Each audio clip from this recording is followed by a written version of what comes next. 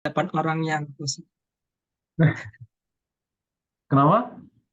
mana yang 5 yang dari 8 orang itu.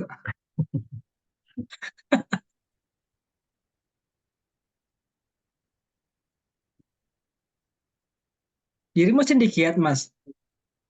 Iya, aku lagi masih di Kiat. Di Hmm. sini ada Rita juga sih, Rita dan Hmm. Ria, Aju Ria Sudiputan. Temen aku satu lagi temen dari Kiat ini, Rizky namanya. Siapa? Rizky. Ada Rizky. Hmm.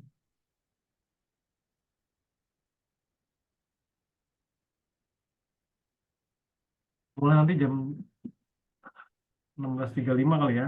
Aku mungkin Oke. ngedumel dulu. eh Cuma untuk ini aja sih. Menata pikiran aku gitu. Hmm. Kadang-kadang berguna gitu untuk deliver this kind of session gitu supaya kita bisa chance untuk mendelivernya gimana sih. Kadang-kadang mau menstrukturkan cara berpikir kita.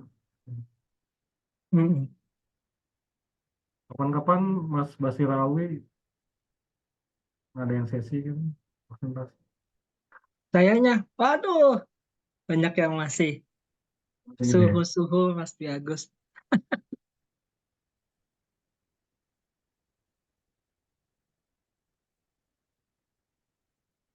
Itu Dala tuh itunya ID ya. Kenapa? Dala Institute tuh yang tadi yang di ini sama itunya yang ID yang bentuk kan. Dulu Tahu tuh. waktu pas pas di Ya, aku nggak tahu tuh.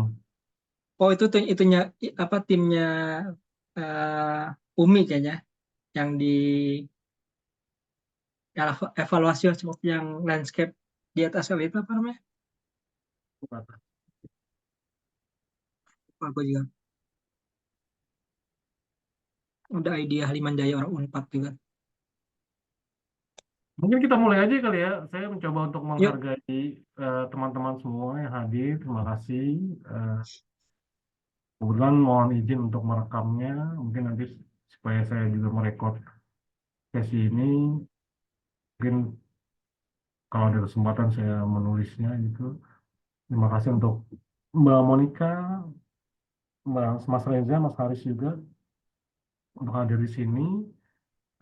Sebenarnya topik saya udah pernah dibawakan waktu Mones Studio beberapa waktu yang lalu, tapi waktu itu mungkin nggak begitu banyak anggota Indek yang hadir, jadi makanya saya coba mendelivernya lagi gitu ya. Dan sebenarnya judulnya agak provokatif sih. eh, apakah many person itu always an asshole gitu ya? Apakah kalau kasarnya seperti itu ya? mm, Kalau bahasa Indonesianya itu apakah para praktis? Backgroundnya sebenarnya eh, ada ada saat beberapa waktu lalu gitu, saya pernah di telepon gitu. Dan kemudian dia konsultasi gitu ya, konsultasi nanya-nanya sesuatu.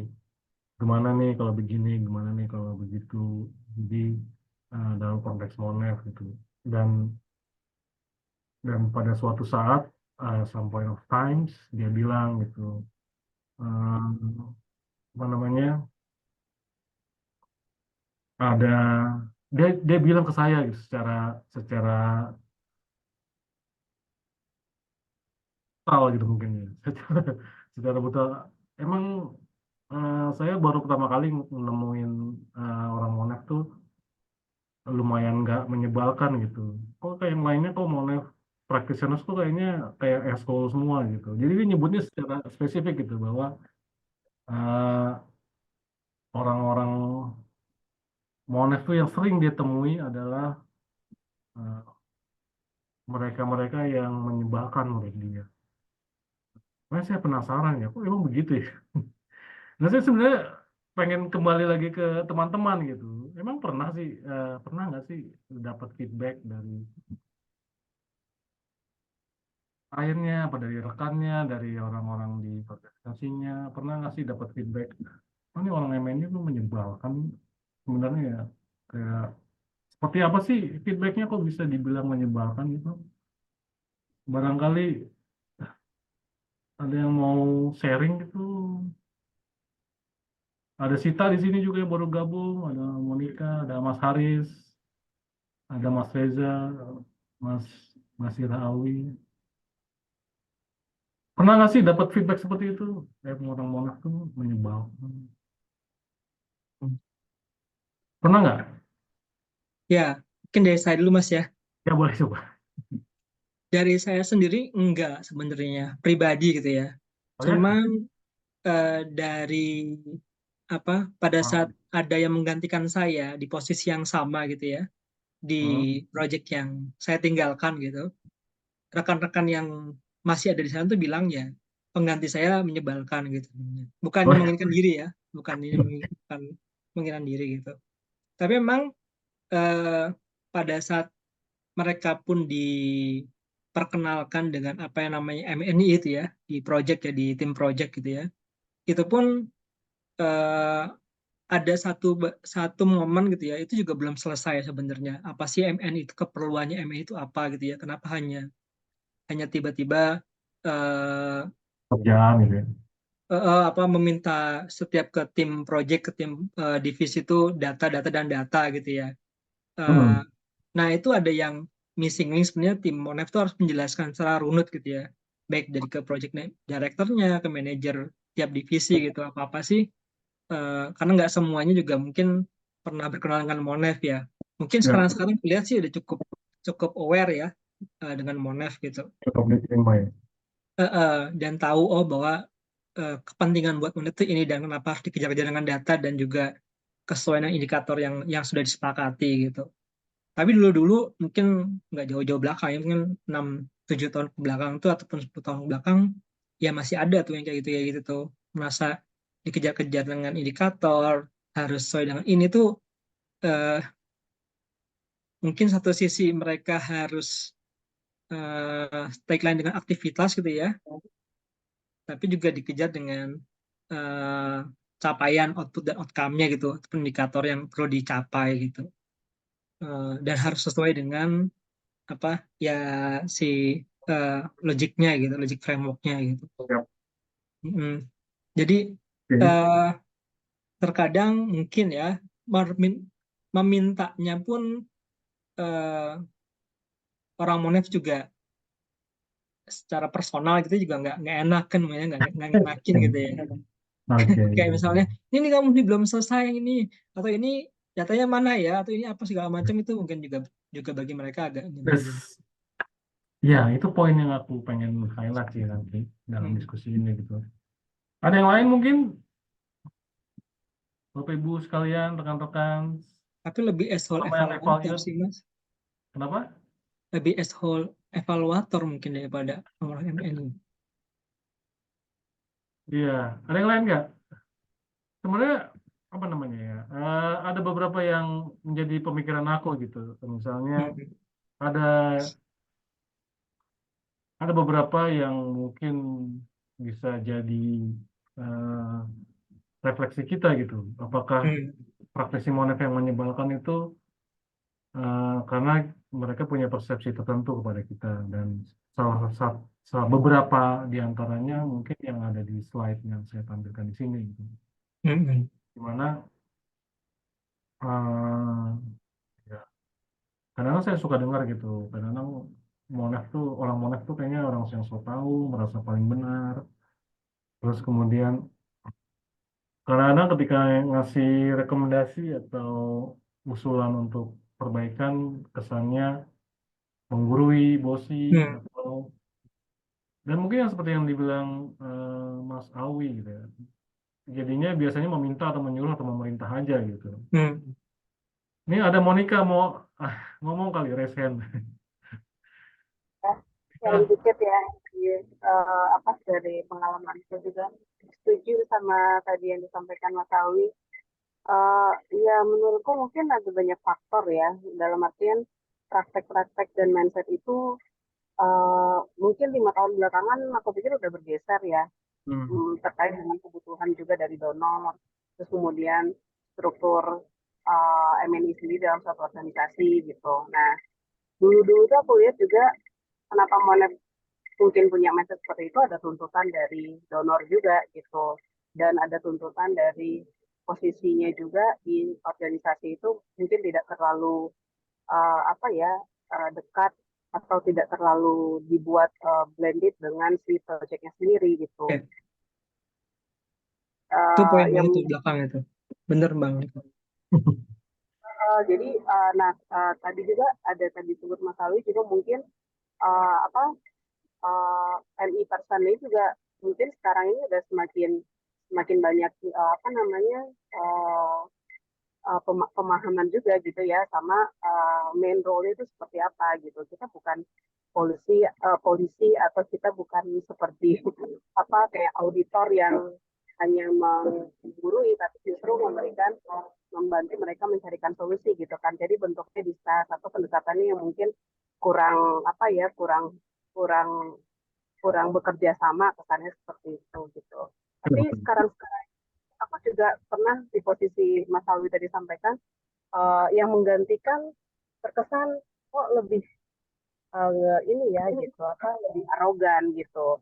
Kok nggak kayak lu sih ini sih gitu, bukannya seperti Mas Alwi juga ya, bukannya untuk membanggakan diri enggak, tapi mungkin aku dari awal apa belajar di Monet itu tidak mendapat tidak berguru pada orang yang ini yang arogan ya, sehingga ya santai aja sih gitu ya. Ya kita kan sama-sama punya kepentingan di dalam satu proyek gitu ya. Tujuan kita adalah untuk mengawal akuntabilitasnya gitu ya, transparansi dan lain-lain gitu. Nah, mereka kan punya kepentingan lain yang harusnya kita kan kerjasama gitu.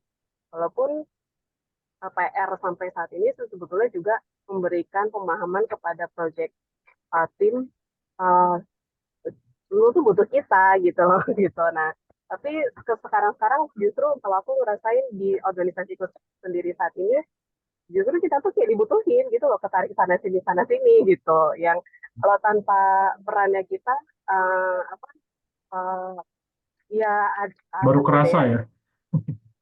gitu. Nah, ini hubungannya sama tuntutan donor juga gitu. Katakanlah di fase planning orang MNI dibutuhkan untuk development TOC gitu ya. Nah, kalau belum ada kita untuk minimal buat mereviewnya atau brainstorming sama mereka, mereka belum pede tuh gitu. Nah, terus juga pun dengan monitoring gitu untuk level-level di atas output gitu ya, intermediate atau outcome kan perlu instrumen tertentu gitu. Oh, harus ada MNI-nya nih yang ngebantu gitu. Nah, terus untuk level-level evaluasi apalagi ya yang apa yang assessment lah ya. Kalau evaluasi kan seringnya dilakukan oleh eksternal gitu. Nah, assessment tertentu ya harus panggil kita lagi untuk di suatu organisasi kan proyeknya nggak satu dua ya gitu. Nah, jadi makin ke sini aku ngelihat faktor kebutuhan dari donornya sendiri juga gitu, terus juga dari mindsetnya kita sebagai main person dan juga project team juga sudah bergeser gitu ya karena kebutuhan itu tadi. Jadi menurutku praktek health itu mungkin dari pengalamanku hampir tidak pernah aku temui sih gitu. Oke. Ya ya, walaupun kadang-kadang kalau kadang-kadang eh, karena kita jadi merasa dibutuhkan, jadi kadang-kadang bisa bikin jadi konflik juga gitu kan kadang-kadang ya. Kalau misalnya kita nggak memanage hubungan yang baik dengan orang-orang yang membutuhkan kita gitu. Jadi memang karena kita dibutuhkan bukan berarti menjadikan hubungan kita sama mitra kerja kita jadi bagus juga gitu. Ya, Tapi itu. anyway, is a good point. Maksudnya yang penting adalah bagaimana kita menyikapi sebenarnya bagaimana. Contoh-contoh aja ya, feature-feature atau gambaran praktisi moneter yang menyebalkan yang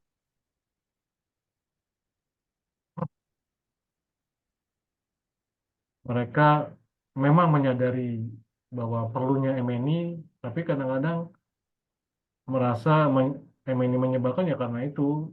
Memang dia sadar bahwa di dia membutuhkan M ini, tapi kadang M ini sendiri tidak membantu atau malah menambah rumit kerjaan, atau orang M ini tidak memberikan sesuatu yang berguna buat lembaga maupun orang yang terlibat di dalam. Jadi mereka jadi terpaksa melakukan M&A gitu karena kebutuhan itu. Mereka membutuhkan M&A karena terpaksa. Ya mungkin dorongan dari bosnya atau dari kebutuhan donor juga. Tapi itu ketika mereka merasa terpaksa, sih butuh sama M&A tapi tidak menikmati hubungan kita gitu mereka. Itu hal yang mungkin menjadi topik sebenarnya diskusi ini. Hmm. Dan maaf, saya going to the next slide. Sebenarnya terkait dengan tugas evaluator gitu atau monet, saya mencampurkan antara evaluator sama monet kali ya.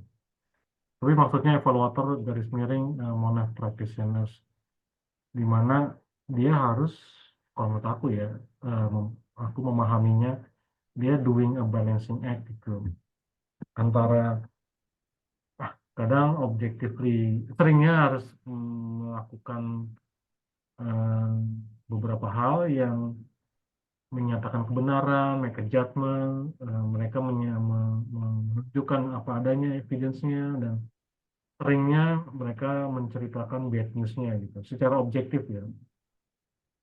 Tapi di sisi lain, jangan sampai eh, apa yang kita kerjakan ini yang menjadi core fungsi kita, eh, itu malah menjadi tidak, kita harus membalance juga bahwa tujuan kita itu mencoba untuk being helpful ke mereka, dan juga jangan sampai avoid konflik atau uh, juga harus melakukannya dengan constructive feedback.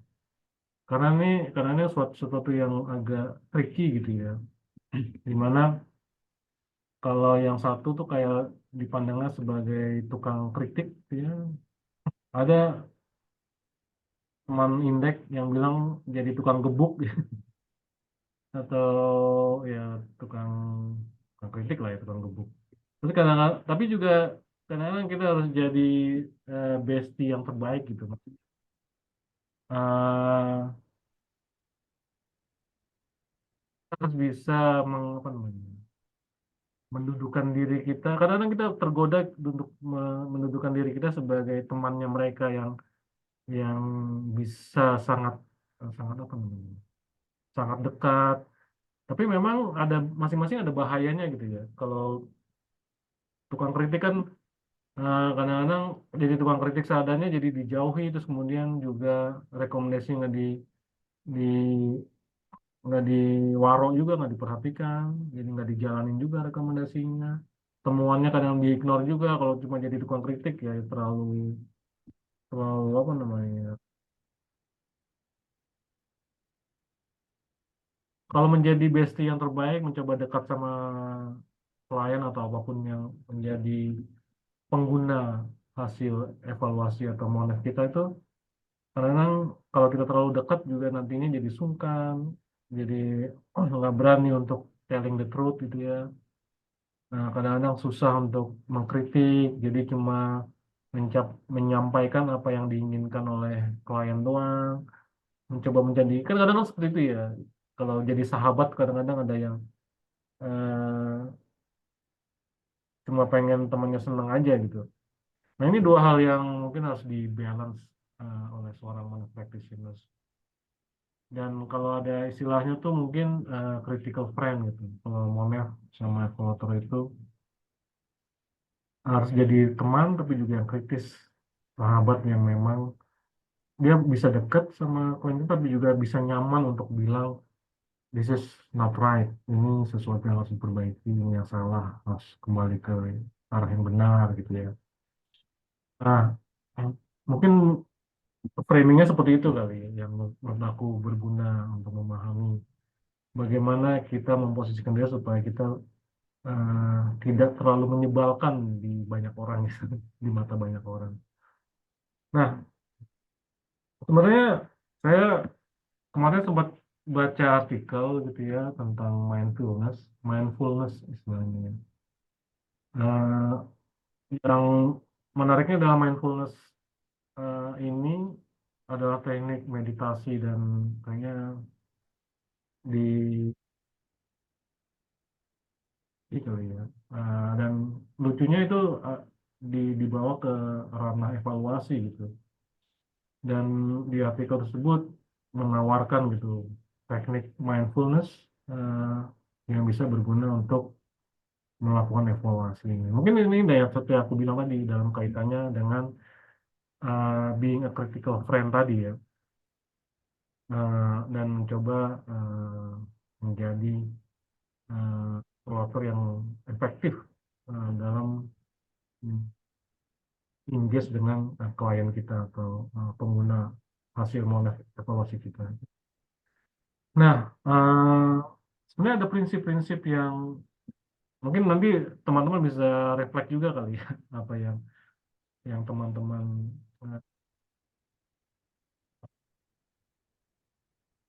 tapi maksudnya beberapa definisi yang ada di sini cukup make sense juga menurut aku ya, berdasarkan pengalaman aku juga ketika melakukan evaluasi dan menurut aku sangat berguna gitu, dimana itu ngebangun nanti kita kita bahas lagi mungkin kegunaannya. Tapi prinsip-prinsip yang saya tampilkan di sini menurut aku cukup bagus gitu dipraktekkan dalam melakukan evaluasi.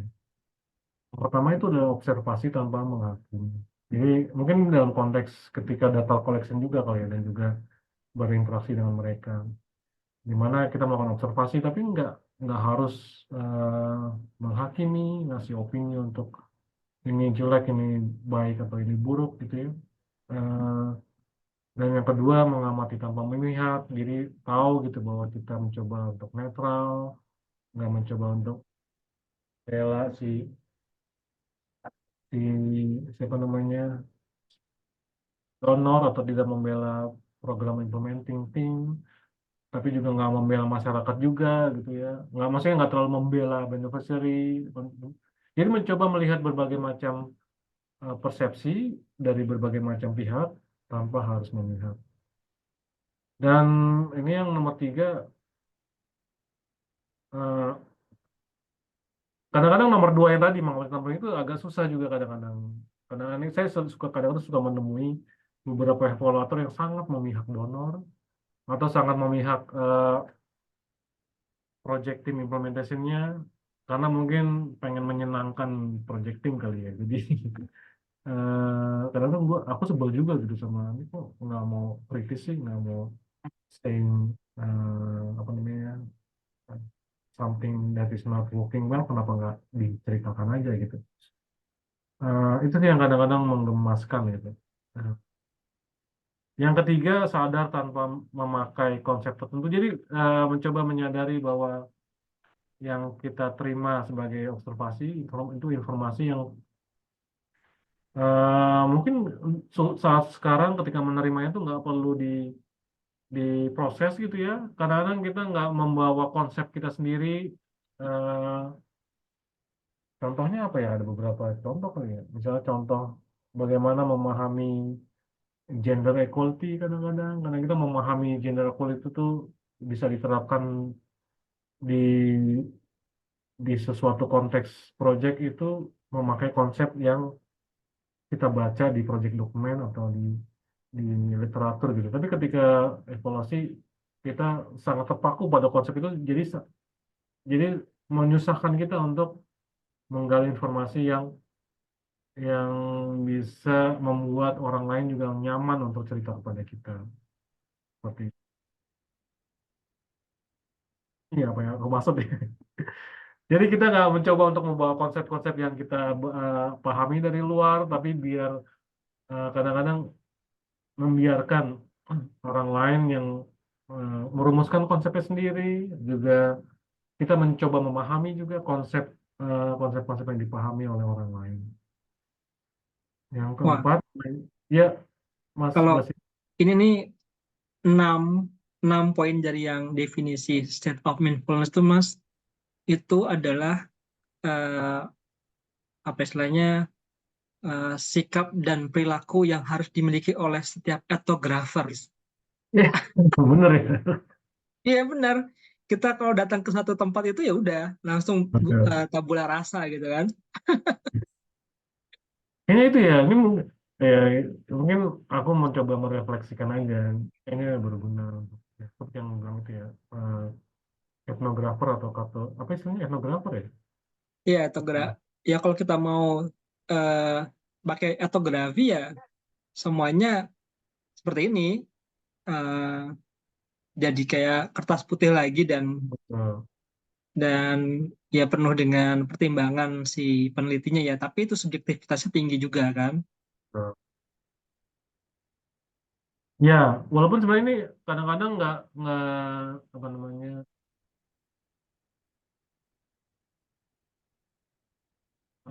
implementable gitu dalam berbagai konteks program kali ya. Aku mencoba merefleksikan program-program infrastruktur kadang-kadang nggak mungkin juga gitu untuk semuanya gitu. Hmm. Eh, tapi berguna juga ketika bicara soal yang berurusan dengan community misalnya, berguna juga untuk contohnya kalau di infrastruktur itu mungkin kita nggak kalau konsep tentang sanitasi bersih dan itu kan mungkin kita harus sadar bahwa itu ada konsep yang standar dan dan yang mungkin nggak nggak bisa kita terlalu partisipatori untuk mengakomodasi persepsi-persepsi lain gitu ya. Tapi kan kalau konsep-konsep tentang eh, apa namanya eh, inklusivitas dalam infrastruktur development misalnya construction misalnya, kadang-kadang konsep inklusivitas yang kita punya itu akan berbeda dengan apa yang dipahami oleh masyarakat di bawah gitu. Nah, itu kadang-kadang berguna juga kalau dalam konteks proyek aku ya bisa bisa diterapkan gitu jangan terlalu membawa konsep-konsep Jetsi dari donornya di Fed ke lapangan mungkin gitu ya. Hmm. Tapi mencoba memahami apa sih what does it mean by gender equality dan disability for example eh, dari perspektif masyarakat itu sendiri beneficiary ini tanpa kita harus seperti yang Mas bilang tadi kita nggak nggak apa namanya kita membawa kertas kosong gitu dan mungkin uh, mengungkapkannya di yang keempat present moment awareness jadi menyadari momen jadi ini fokus ke saat ini dan yang ada di sini kadang-kadang ini suka aku amati terjadi juga di evaluator atau monitor uh, terlalu banyak yang dipikirkan jadi uh, nggak nggak fokus pada apa yang terjadi sekarang kemudian sadar tanpa memakai konsep tertentu ini oh sorry ini mungkin eh, pengulangan non egoistic awareness dalam arti kesadaran bahwa eh, jangan membawa interest kita gitu ke, ke dalam sebuah diskusi gitu karena ini berguna juga ketika mau practitioners engage sama orang program Hmm. eh, jangan cuma mikir ya kita butuh data ini tapi ini berguna nggak buat mereka gitu karena mikirin juga apa namanya invest atau interestnya orang orang implementing team gitu ya. Jadi nggak cuma mikirin kepentingan kita juga orang Monet, tapi kesannya ngumpulin data doang, akhirnya ya dicap sebagai cuma minta-minta data doang gitu. Tapi nggak membantu teman-teman program untuk menjalankan tugas dan fungsinya. Dan change itu yang sadar akan perubahan yang muncul, jadi selalu sensitif dengan perubahan, jadi eh, jadi selalu fleksibel gitu ya. Kadang-kadang orang Monet tuh suka stick dengan indikator misalnya. Oh, harus dikejar indikator itu. Kalau di tempat aku tuh kadang-kadang bikin progress marker yang fix tiap 6 bulan, tapi terlalu mengejar itu kadang-kadang nggak sadar bahwa di perjalanan tuh bisa berubah gitu. Jadi kita harus sadar bahwa dunia tuh selalu berubah gitu, eh, bahwa selalu ada sesuatu yang emerging, ada emerging yang baru muncul, dan ada development yang baru, dan itu harus di embrace gitu. Catat. tanpa eh, tanpa harus komplain atau bikin menyebalkan ke orang lain gitu. Itu kali ya. Kalau ada beberapa yang komen, langsung jumpin aja ya. Ini ada beberapa practices yang, maksudnya secara praktis yang mungkin ditawarkan gitu di dalam artikel tersebut, di mana yang pertama adalah melatih fokus perhatian. Jadi kita melatih untuk fokus gitu, untuk kalau di evaluasi biasanya ada scope of eh, evaluasinya dan sebagainya, jangan kemana-mana. Kita melatih supaya memanage interest kita, jangan sampai kita terbawa oleh interest kita, karena suka gitu ya, kita kebawa sama interest kita, jadi tidak memperhatikan apa yang mestinya difokuskan. Jangan terus mengelola pikiran dan perasaan kita supaya nggak terlalu sibuk dengan pikiran kita, tapi nggak merhatiin apa yang di sebenarnya menjadi perhatian orang lain gitu. Jangan jangan jangan juga sembrono untuk bereaksi. Eh, Intinya kita juga harus melatih untuk memilah fakta, kejadian, respon, dan emosi. Jadi memisahkan gitu ya. Karena itu yang akhirnya eh, lanjut ke yang nomor 4 gitu ya, menahan diri untuk beraksi dan bereaksi. Kalau kita lebih bisa memilih fakta, kejadian, respon, dan emosi, mungkin kita bisa bisa menahan diri gitu untuk eh, beraksi atau bereaksi. Mungkin kita nggak perlu. Kadang-kadang suka gitu ya, ketika kita menemukan sesuatu, saya sering menemukan orang manever tuh yang terlalu reaktif gitu ya. Ketika menemukan sesuatu itu langsung, wah, so bossy gitu. Wah, ini masih begini, ini masih begitu ya. Harusnya kan ditahan diri aja, diproses, dia take note kalau memang ada sesuatu yang isu, baru ada proses lain gitu yang yang membuat kita tidak membuat orang lain tuh jadi apa namanya, menjadi sulit gitu untuk didekati atau eh, di approach gitu. Karena kayaknya ini berdasarkan pengalaman aku ya, karena sadar bahwa setiap eh, yang kita lakukan tuh kadang-kadang punya efek.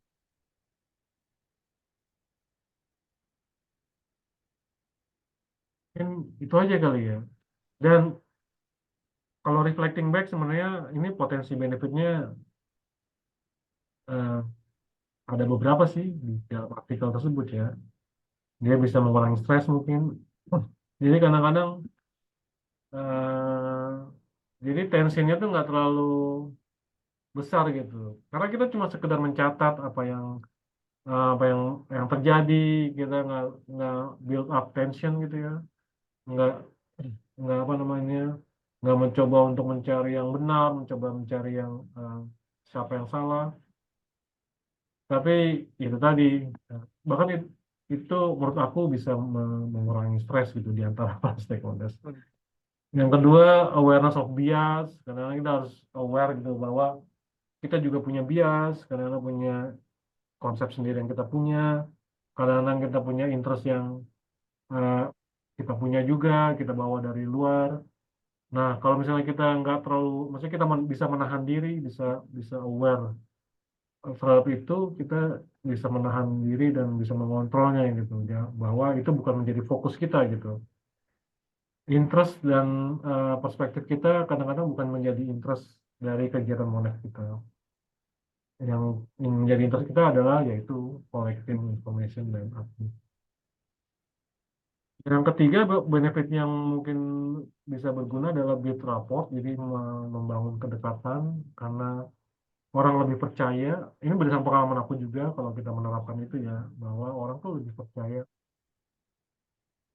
cerita kepada kita, sharing informasi, karena mereka nyaman gitu ya, bahwa kita nggak dihakimi, maksudnya kita nggak menghakimi mereka, kita nggak menjudge mereka, kita nggak mencoba untuk bosi ke mereka gitu ya. eh Foto ya kegunaannya seperti itu gitu. Untuk being mindful tadi. dan yang last but not least is open up opportunity for collaboration. Jadi kita bisa lebih jauh lagi bekerja sama sama implementing team gitu untuk kolaborasi ngumpulin datanya, dan ini berdasarkan pengalaman aku juga, jadi bisa sama-sama ngumpulin datanya bahkan. Jadi nggak cuma kita yang repot ngumpulin datanya atau mereka juga yang repot ngumpulin datanya, sama-sama. Mungkin itu aja kali ya yang mindful. Nah, ada pertanyaan nggak sebelum ini? Sebelum aku ada approach yang kedua namanya AI, Appreciative Inquiry. Eh, tapi sebelumnya ada pertanyaan mungkin dari teman-teman, dari yang tadi mindfulness. Nanti aku sharing artikelnya kalau memang berminat. Eh, kalau nggak ada pertanyaan, let's go to the Appreciative Inquiry. Mungkin teman-teman sudah dengar kali ya pendekatan ini. Nah, kalau mungkin baca-baca uh, Appreciative Inquiry itu sebenarnya model untuk uh, planning, sebenarnya designing. Dia mencoba mencari uh, apa yang positif di dalam organisasi, di dalam orang-orang dalam organisasi, kemudian mencari tahu strength-nya, suksesnya, potensialnya, dan kemudian membantu mereka untuk melihat apa yang eh, masih bisa diperbaiki untuk bisa increase value, maksudnya menambah lebih baik lagi. Dan sifatnya itu tadi menggali apa yang sering kita lupakan gitu, sebagai potensial atau possibility. Eh, nah, kenapa ya? Karena mungkin karena eh, biasanya kalau fokus pada negatif, seringnya malah membuat kita tuh capek gitu ya, jenuh atau tidak semangat untuk bergerak maju gitu. Sering banget kayak gitu kayaknya program-program yang udah dicap negatif, terus kemudian ketika dievaluasi juga dicarinya yang negatif doang gitu. Jadi eh, akhirnya orang-orang di situ jadi capek dan sebagainya. Tapi juga tapi sebaliknya kalau misalnya kita fokus pada hal positif, sebenarnya ini asumsi ya, asumsi yang mendasari kenapa appreciative inquiry ini diperlukan. Dimana kalau kita bisa bicara positif, bisa membawa energi baru, dan kadang-kadang itu seringnya bisa menimbulkan kreativitas baru atau inovasi baru, dan juga tujuan baru pula gitu.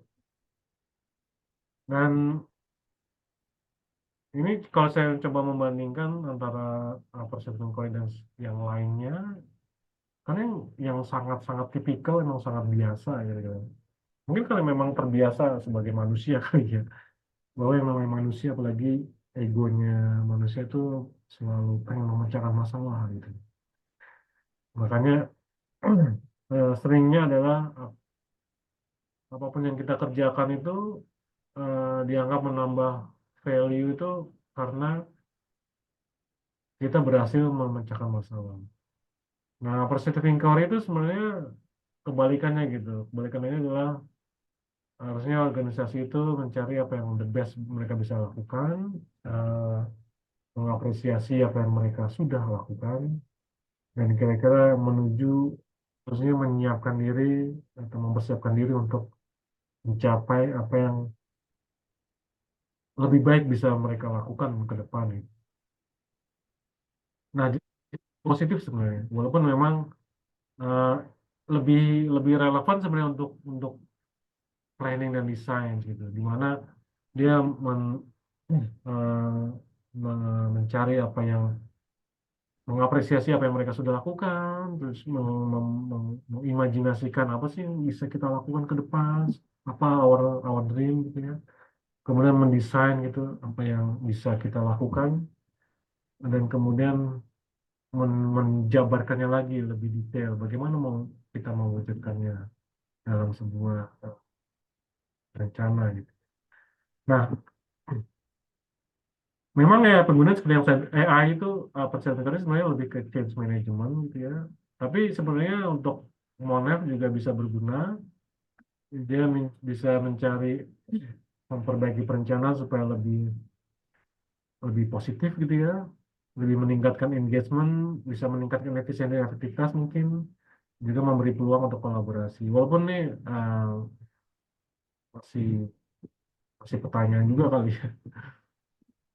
Walaupun sebenarnya ada beberapa teman-teman yang sudah mempraktekkan gitu, ketika memperbaiki desain, mencoba mencari mana yang positif, bisa dikembangkan, di scale up dan sebagainya, dan juga being apresiatif dalam prakteknya bisa meningkatkan engagement dan membangun peluang untuk kolaborasi.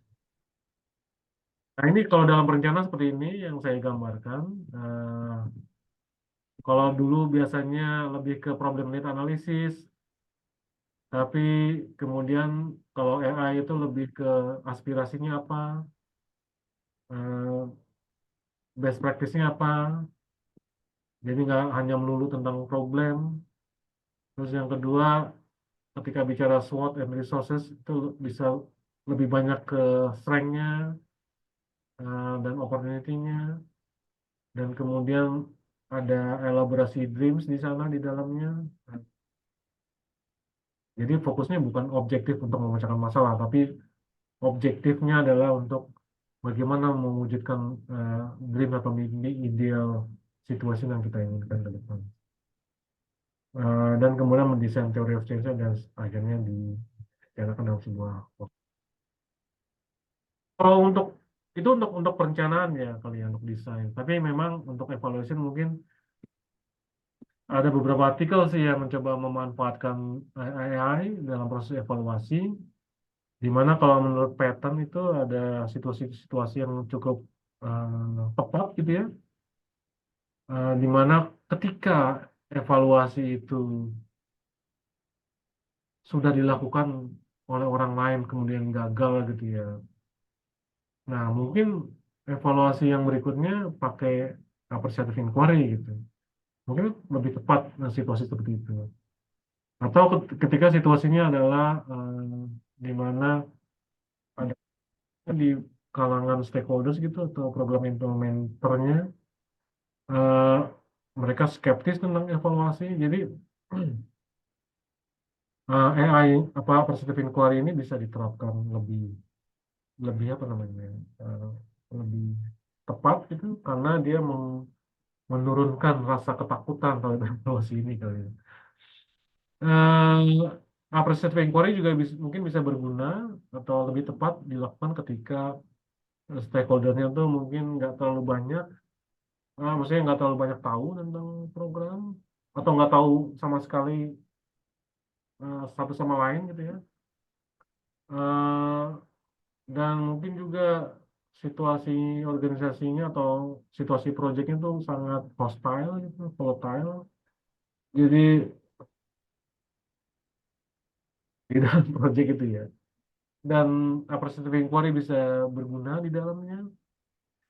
Dan ketika relationship among individuals itu, jadi hubungan antara individu di dalam program itu juga buruk gitu ya. Dan ada sense of hopelessness di mana ah bodoh amat lah sama proyek ini misalnya gitu ya. Nah,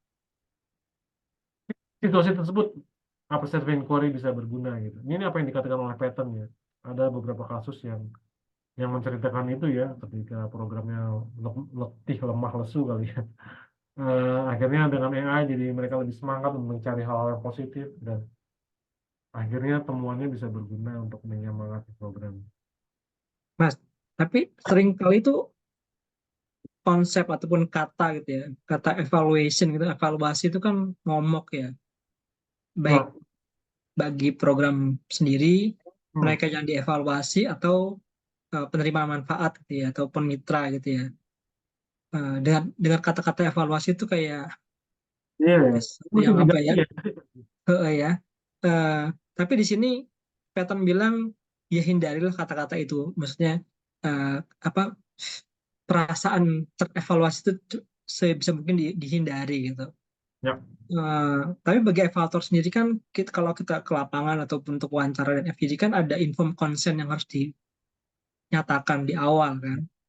bahwa Hmm. ini adalah suatu evaluasi gitu ya, ataupun apa kita bisa bisa merubah kata-kata itu menjadi suatu kata yang lebih eh, apa apresiatif Dengerin ya. atau apa Iya. gitu. Ada beberapa sih kayak misalnya refleksi pembelajaran, eksplorasi, Hmm. eksplorasi potensi, atau eksplorasi manfaat misalnya.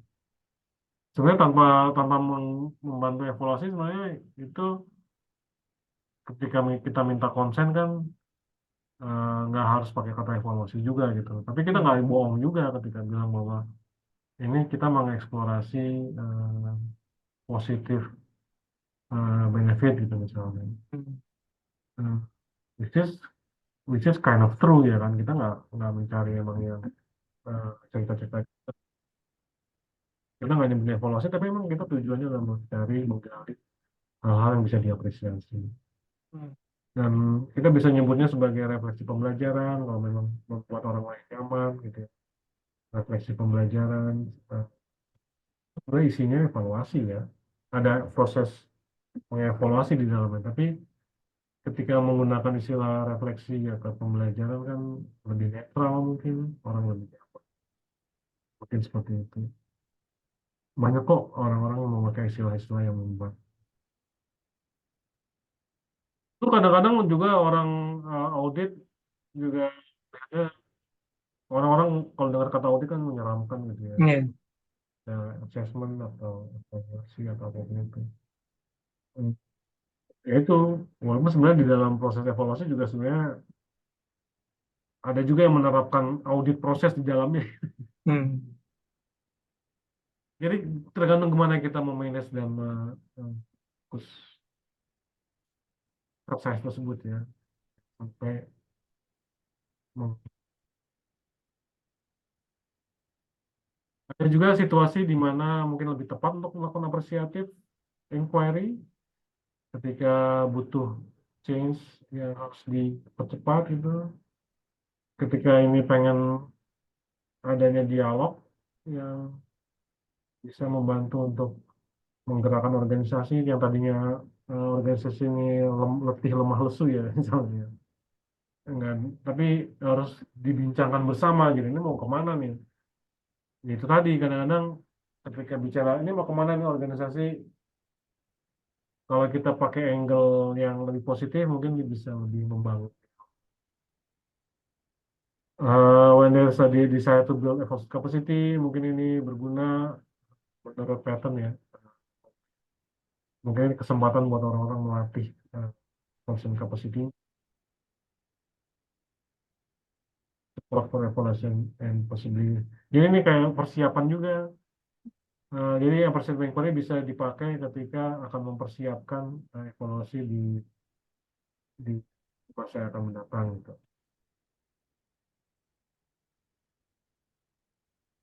Ini saya tertarik sama fotonya Mas itu. Fotonya emang diedit atau Oke, satu oke. keluarga semua itu? Iya, aku bikin foto AI ini coba-coba. Tapi ada Oh, aneh kali. Ini ada bapak-bapak pakai jilbab kayaknya nggak tepat. Ini juga pakai AI, pakai Bing. Nyobain sih, pengen coba aja ternyata ngawur ya. Ini ada beberapa contoh example. Jadi kalau lihat ketika evaluasi gitu ya, ngomongin secara internal ya, ya bicara soal apa sih yang terbaik yang pernah dilakukan oleh proyek ini, apa sih yang membuat Bapak Ibu sekalian teman-teman di sini exciting gitu ya, apa yang dia rasa sangat most appreciated gitu, apa mimpinya ke depan, apa harapannya, apa yang dianggap sebagai the most successful things, apa yang bisa dianggap sebagai sukses dan memberikan influence ke beneficial, itu sesuatu yang sangat positif ya. Jadi nggak terlalu fokus pada problem, tapi fokus pada hal-hal yang positif. Ini juga ketika ngomong sama external stakeholders ya, apa yang dianggap Bapak Ibu most appreciated terhadap program ini, apa kontribusi positifnya dari program ini terhadap Ibu atau Bapak Ibu sekalian organisasinya.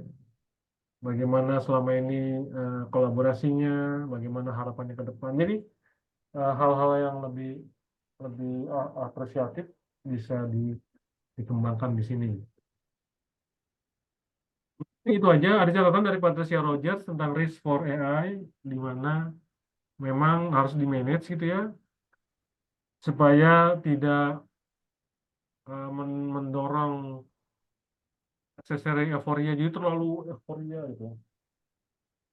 Tanpa dia, tanpa apa namanya, jadi kayak melebih-lebihkan sesuatu yang sebenarnya udah positif tapi nggak justified juga gitu untuk optimisme yang terlalu. Toxic positivism jadi encouraging unrealistic dysfunctional perception attitude and behavior. Jadi perilaku-perilaku yang terlalu positif tapi nggak mencoba untuk improve juga gitu kali ya. Ada encouraging avoidance of known problems, mungkin maksudnya denial di sini kayak apa. Jadi ini ya, sesuatu yang harus di-manage di dalam appreciative inquiry ketika melakukan evaluasi atau mana.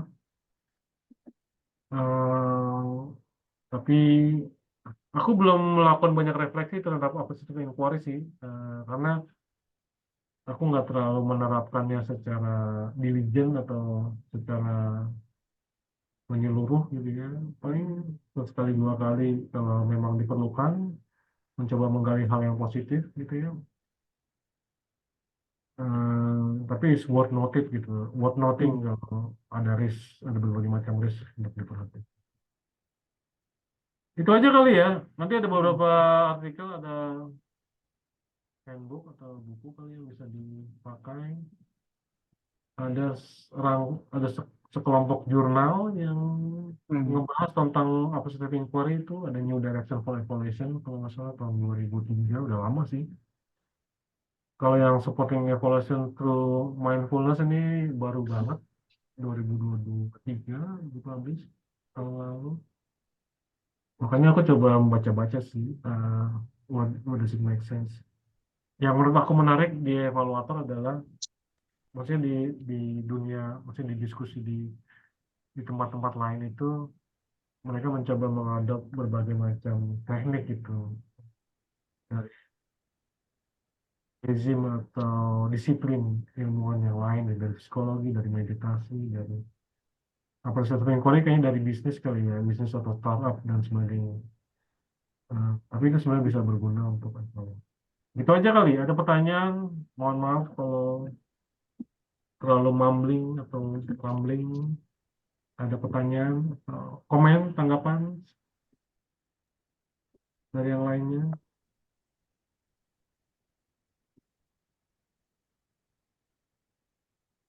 Nggak ada. Ini pas 8 ya. Prima, Bang Yo, ada Sita. Ini pada di jalan semua Terima kali. kasih Mas Dwi. Ini aja ya, berpikiran aja ya. Ayo Mas Yo, silakan Bang. Bung Yo, sorry. Iya, terima kasih Mas Dwi. Eh, saya kenal beberapa dulu program yang menerapkan desain apresiatif inquiry ya. Oke, ya. Eh, ada di Kupang, mungkin dulu Pikul ya, Pikul, Oh, ya, ya. Pikul, dan kemudian ada sub di bawah Pikul atau kelompok di bawah Pikul itu yang memang mereka belajar tentang bagaimana menerapkan appreciative inquiry dalam designing program ya. Tetapi pertanyaan itu tentunya itu apa yang diimpikan gitu ya, apa yang realistik dicapai, dan kemudian semacam itulah yang tadi tiga pertanyaan kunci ya. Uh, Ya, jadi memang dia tidak berbasis pada problem. problem base gitu ya, tapi pada bukan lagi seperti ABCD gitu ya, tentang apa aset yang ada gitu ya, tapi apa So, yang diimpikan gitu ya, apa yang ya, apa yang diharapkan terjadi dan apa yang mungkin terjadi gitu.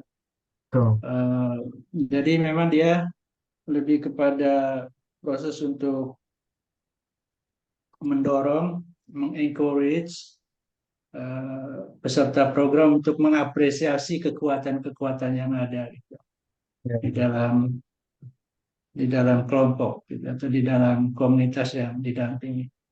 Tapi Itu dalam kenapa? konteks ya, Itu dalam kenapa Buya konteks waktu itu? evaluasi memang saya rasa belum banyak contoh yang kita lihat ya. Saya nggak tahu, tapi ini sebatas pemahaman saya.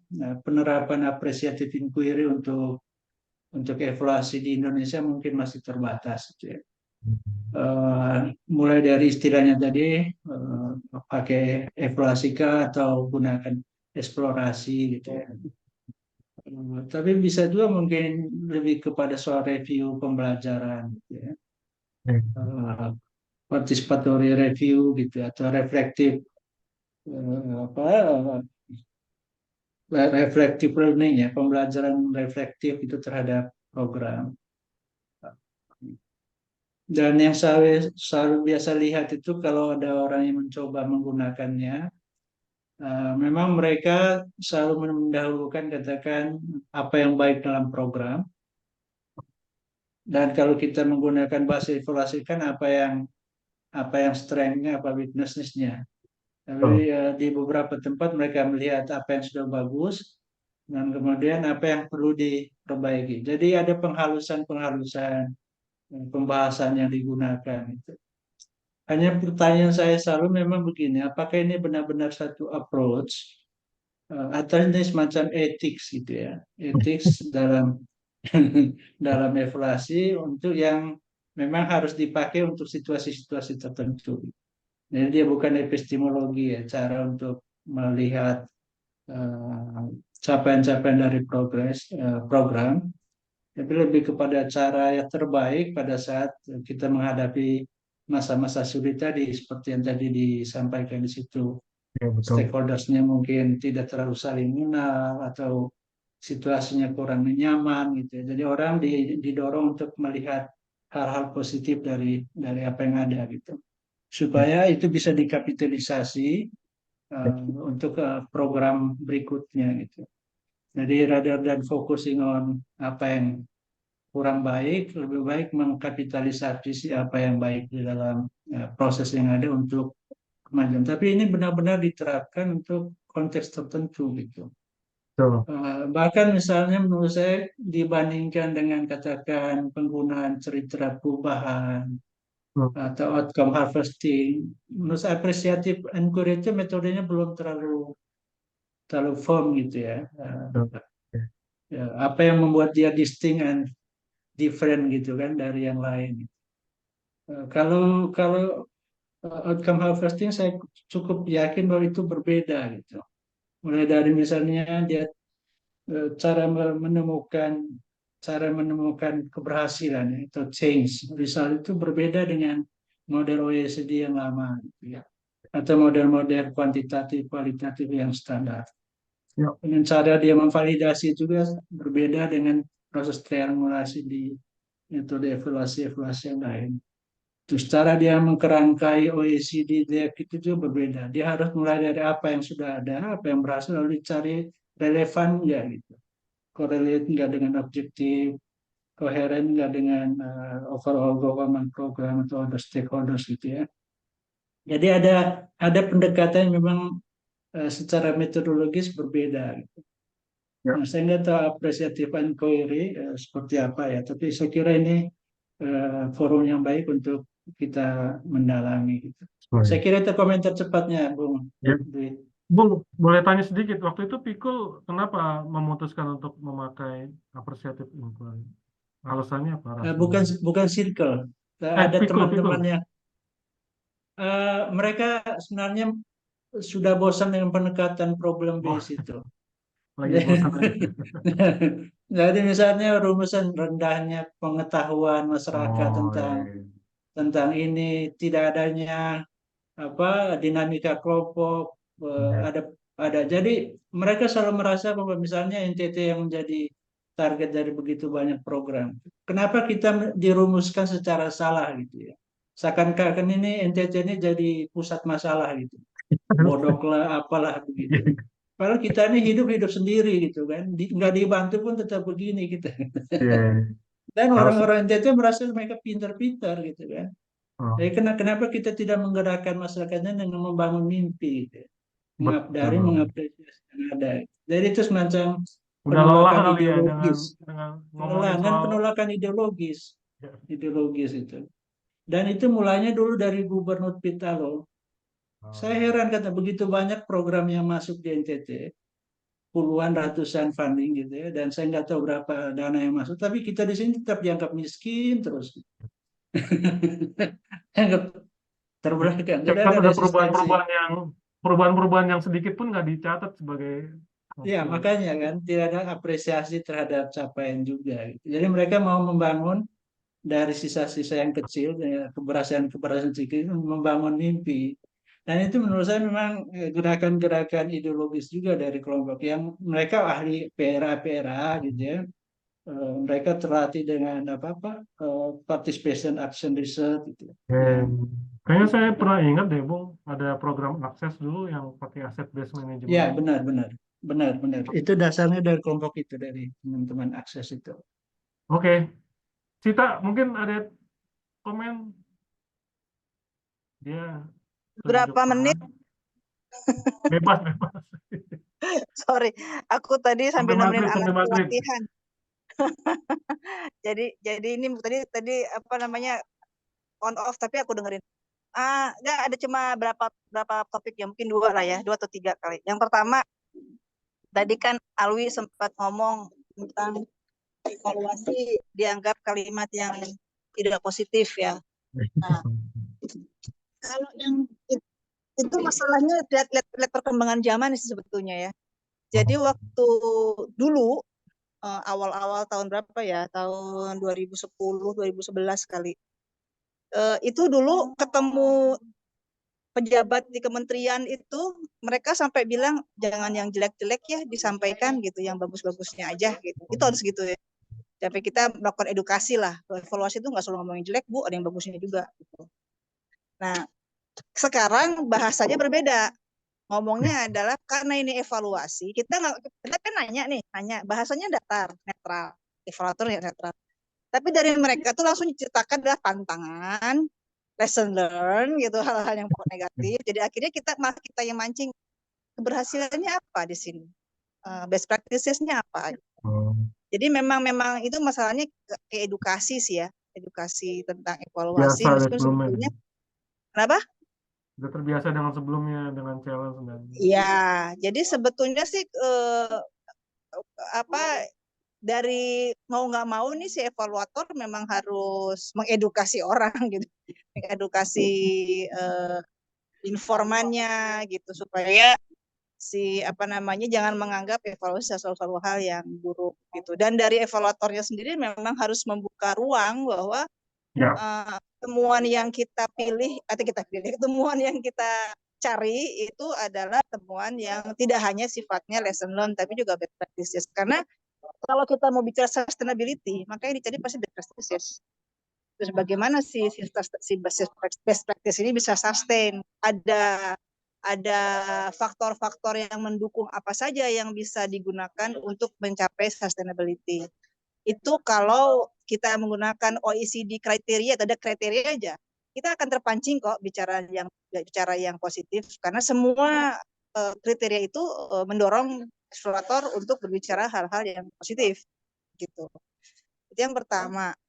Yang kedua tadi soal AI ya. Ya tadi ngomong AI itu tadi ya. Kalau aku sendiri selama kita menggunakan tadi DAC kriteria tadi, OECD tadi, itu ya tadi sih akan terbawa ke AI sih, akan terbawa ke sana misalnya ini relevan apa enggak. Oke, kalau irrelevan, relevansinya di mana? Itu udah bicara soal hal yang positif. Tanpa kita bicara punya tantangannya di mana, itu belakangan kan orang akan bilang bagus-bagus terus tuh sampai kita selesai bicara di soal efektivitas, efisiensi. Itu mereka akan ngomong tentang hal-hal yang positif. Apalagi kalau misalnya ini program pemerintah atau program bantuan donor yang berkaitan dengan program pemerintah, terus kita masuk ke koherensi, nah pasti tuh lancar ceritanya tuh soal hal-hal yang baik, hal yang bagus. Nah, mereka baru akan ngomong tantangan tuh biasanya udah selesai semua, kita menjelaskan tantangannya apa. Nah, di situ paling akhir tuh biasanya. karena kalau udah ngomong kriteria pasti bicaranya bagus-bagus, dan kita akan hanya tinggal validasi aja dari jawaban dari pertama sampai akhir itu valid, reliable nggak gitu, apa namanya, ya sering relevan nggak gitu kan. Itu yang AI. Jadi sebetulnya semakin kemari itu metode dari evaluasi sendiri sebetulnya sudah mendorong evaluator untuk melakukan hal-hal yang sifatnya memancing atau mencari, menggali isu-isu positif, terutama sampai akhir di sustainability nanti akan ditanya, kira-kira kita harus menganalisis gimana cara menjaga ini sustain, gimana bisa direplikasi, gimana bisa diduplikasi, gimana scaling up-nya.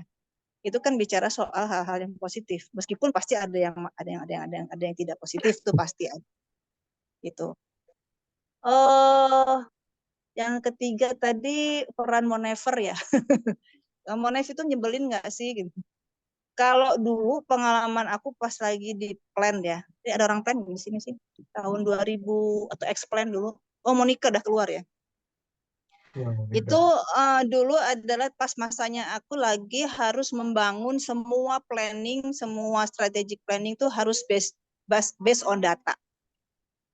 Itu nggak gampang gitu, karena selama ini orang bikin program tuh idenya grab on the air gitu loh, grabbing from the air, ngambil ide aja entah dari mana gitu, nggak ada datanya, dan terus mau diturunkan harus datanya gimana. Kalau aku sih nggak merasa itu sebagai hal yang menyebalkan bagi orang, tapi kita mengajak mereka untuk yuk kita bikin program yang bagus yuk, terus kita cek program itu relevan nggak, datanya ada apa nggak, data untuk bikin ini datanya apa gitu. Jadi mereka akhirnya tergali terus gitu, menggali terus. Nah, alhamdulillah sih sama ini nggak pernah sih ngalamin sok tahu atau jadi bosi ya, karena kita juga akhirnya pas datanya nggak ada, kita juga yang jadi datanya gitu kan. Jadi nggak tahu, aku belum pernah ngalamin juga seperti itu. Nah, yang terakhir, ini pengalaman terakhir aja, pekerjaan terakhir kemarin, bahwa judulnya sih evaluasi, tapi sebetulnya jadi lucu gini. Lembaga yang menyewa kami ini dulu itu bukan lembaga yang menyelenggarakan program, tapi dia akan mengembangkan program dan dia ingin bagaimana situasi terakhir saat ini yang berkaitan dengan komoditas yang akan mereka gunakan. Tapi mereka menyebutkan sebagai evaluasi. Jadi unik kan di sini. Mau nggak mau kita harus cari informasi mana yang ke orang dagang nih ya. Kira-kira mana komoditas yang bagus, lokasi yang bagus yang bisa kita kembangkan. Gitu. Seperti itulah kira-kira ke orang dagang. Padahal judulnya evaluasi, dan dari belantara temuannya ya bisa dibilang sebetulnya hampir sebagian besar minus. Sebagian kecil aja yang bagus gitu. Tanpa kita minta datanya bahwa harus jelek gitu, enggak. Memang kondisinya seperti itu. Nah, jadi ya tadi kembali bicara soal aggressive inquiry tadi, dengan metodologi yang terkini yang digunakan oleh evaluator pada umumnya ya, tergali juga tuh akhirnya yang kita cari komoditas yang, kalau dalam bahasa dagang tadi, komoditas yang ingin menjadikan apa istilahnya brand image yang akan digunakan dalam komoditas itu sehingga bisa digunakan gitulah istilahnya kalau bahasa dagangnya lah. Agak susah juga kalau jelaskan secara detail. Tapi intinya adalah bahwa kemudian barang itu harus bisa mereka gunakan untuk kemudian bisa dikembangkan dan direplikasi ke daerah lain. Gitu sih intinya. Gue bolak-balik nggak sih ngomongnya? Itulah kira-kira. Makasih. Iya, artinya ya beruntung sih kali ya Sita dan beberapa dari kita yang merasa nggak dapat feedback buruk gitu dari user kita atau klien kita. Terus ini sebenarnya tujuan dari diskusi ini yaitu tadi buat juga untuk para young emerging evaluators gitu, mengantisipasi kondisi-kondisi tertentu di mana evaluator tuh nggak cuma sekedar soal teknis gitu ya, soal teknis melakukan evaluasi teknologinya begini dan begitu, tapi ada aspek-aspek lain yang harus kita manage juga, termasuk manage perilaku kita, mindset kita, interaksi kita dengan orang lain. Mungkin itu aja kali ya dari saya. Kalau tidak ada pertanyaan dan lain-lain, take away-nya saya mood dulu kali ini, kita kali. Apa namanya?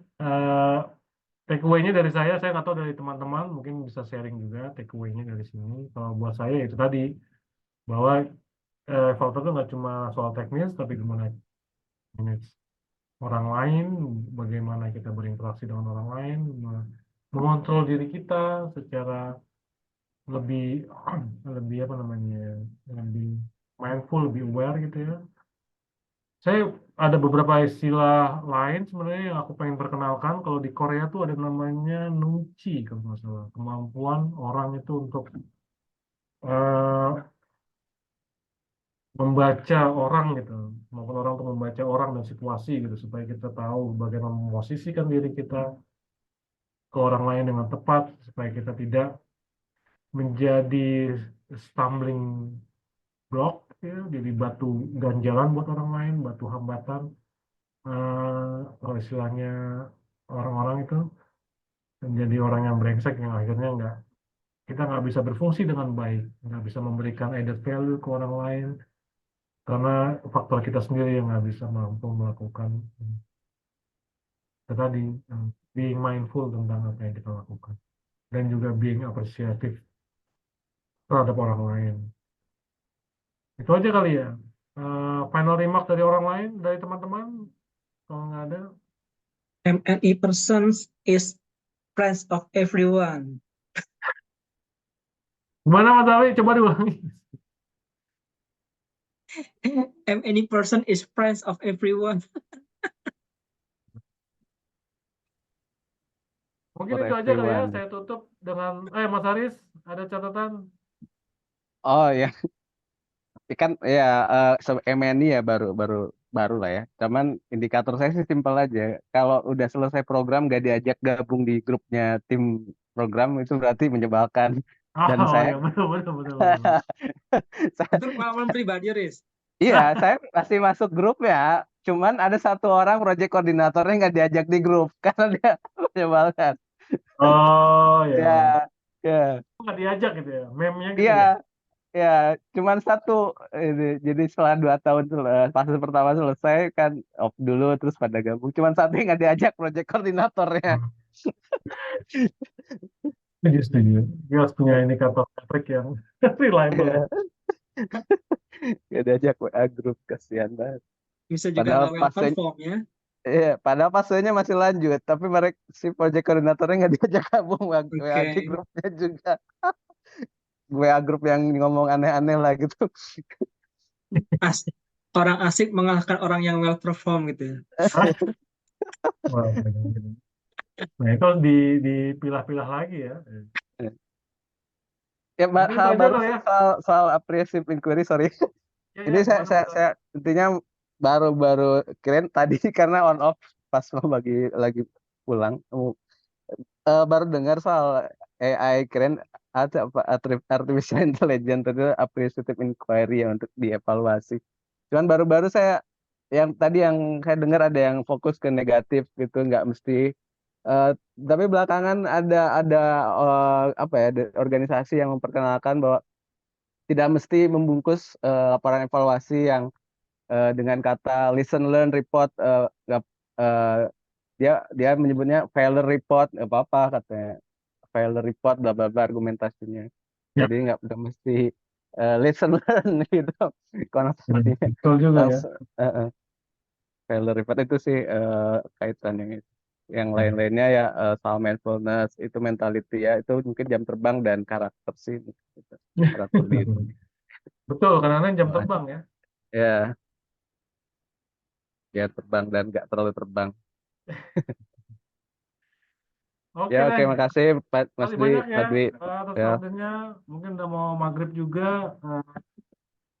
Saya apresiasi teman-teman yang mau hadir bertahan sampai sini. Terima kasih banyak. Mohon izin untuk end the meeting. And Hope to talk with you soon. Moga-moga nanti saya ada topik lain yang menyusul mungkin 2-3 minggu depan lagi. Mungkin terkait dengan availability assessment mungkin menarik. Saya lagi mencoba. Itu aja. Sampai ketemu Ya. lagi. Bye. Ya, dadah. Bye. Terima kasih, bye semua. Salam kenal.